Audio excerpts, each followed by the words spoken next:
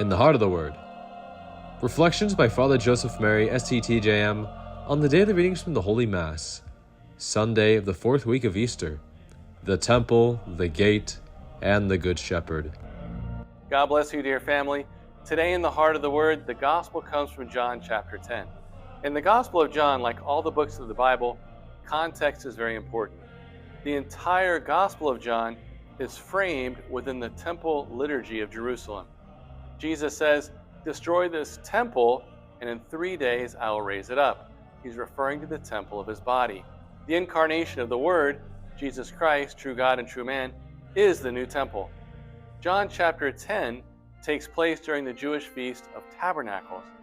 Tabernacles recalled the 40 years of Israel in the desert when Israel dwelt in tents, and how God protected Israel on the journey. The Lord God was the good shepherd of Israel.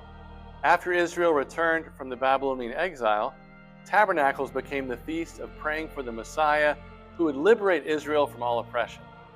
In this context, Jesus enters the temple grounds in Jerusalem and proclaims to the people that he is the good shepherd, and that his sheep hear his voice and follow him, and that he freely lays down his life for his sheep, and that he has come to give us life in abundance.